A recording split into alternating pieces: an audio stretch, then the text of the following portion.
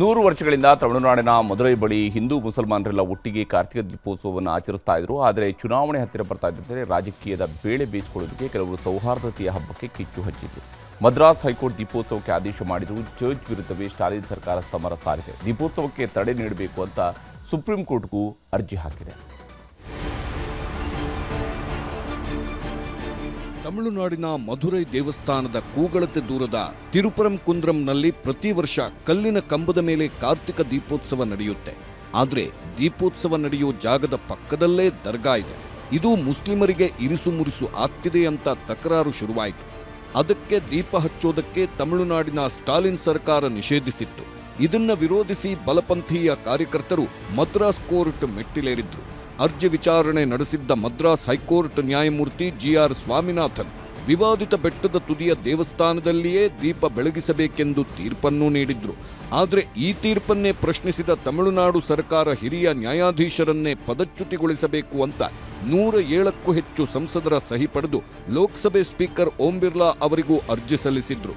ಅಚ್ಚರಿಯಂದ್ರೆ ಹಿಂದೂ ದೇವಸ್ಥಾನದಲ್ಲಿ ದೀಪ ಹಚ್ಚಲು ಅನುಮತಿ ಕೊಟ್ಟ ಜಡ್ಜ್ ಪದಚ್ಯುತಿ ವಿರುದ್ಧ ದಾವಣಗೆರೆ ಲೋಕಸಭಾ ಸದಸ್ಯೆ ಪ್ರಭಾ ಮಲ್ಲಿಕಾರ್ಜುನ್, ರಾಯಚೂರು ಸಂಸದ ಕುಮಾರ್ ನಾಯಕ್, ಹಾಸನ ಸಂಸದ ಶ್ರೇಯಸ್ ಪಟೇಲ್ ಸಹಿನೂ ಹಾಕಿದ್ರು. ಆದರೆ ಲೋಕಸಭೆ ಅಧಿವೇಶನದಲ್ಲೇ ಬುಧವಾರ ಅಮಿತ್ ಶಾ ಎಲ್ಲರನ್ನೂ ತರಾಟೆಗೂ ತಗೊಂಡಿದ್ರು. ಇಷ್ಟಾದ್ರೂ ಸುಮ್ಮನಿರದ ಸ್ಟಾಲಿನ್ ಸರ್ಕಾರ ಮದ್ರಾಸ್ ಹೈಕೋರ್ಟ್ಗೆ ಮೇಲ್ಮನವಿ ಹಾಕಿತ್ತು. ಅರ್ಜಿ ವಿಚಾರಣೆ ನಡೆಸಿದ ಮದ್ರಾಸ್ ಹೈಕೋರ್ಟ್ ಸ್ಟಾಲಿನ್ ಸರ್ಕಾರಕ್ಕೆ ಇವತ್ತು ಪ್ರಶ್ನೆ ಹಾಕಿದೆ. ಬೆಟ್ಟದ ಮೇಲೆ ದೀಪವನ್ನ ಬೆಳಗಿಸುವುದರಲ್ಲಿ ಏನು ಸಮಸ್ಯೆ ಇದೆ? ಇದು ಸಾರ್ವಜನಿಕ ಹಿತಾಸಕ್ತಿ ಮೊಕದ್ದಮೆ ಅರ್ಜಿ ಅನ್ನಿಸುತ್ತಿಲ್ಲ. ಬದಲಾಗಿ ಖಾಸಗಿ ಹಿತಾಸಕ್ತಿ ರಿಟ್ ಅರ್ಜಿ ಅಂತ ಕಾಣಿಸುತ್ತಿದೆ. ದೇವಾಲಯದ ಪಕ್ಕದ ದರ್ಗಾದವರಿಂದ ಸಮಸ್ಯೆ ಅಂತಿದ್ದೀರಾ. ಆದರೆ ದರ್ಗಾದ ಒಬ್ಬರನ್ನೂ ಅರ್ಜಿಯಲ್ಲಿ ಕಕ್ಷಿದಾರರನ್ನಾಗಿ ಮಾಡಿಲ್ಲ. ದೇವಾಲಯ ದರ್ಗಾದ ಅಧಿಕಾರಿಗಳು ಶಾಂತಿಯುತವಾಗಿದ್ದಾರೆ. 100 ವರ್ಷಗಳಿಂದ ಆಚರಣೆ ನಡೆಯುತ್ತಿದೆ. ಈಗ್ಯಾಕೆ ವಿವಾದ?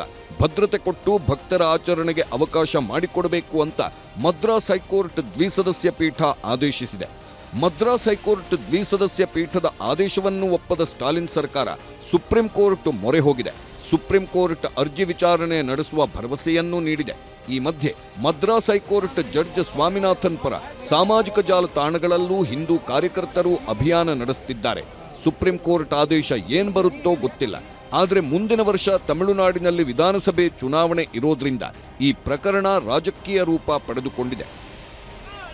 Bureau report, news 18.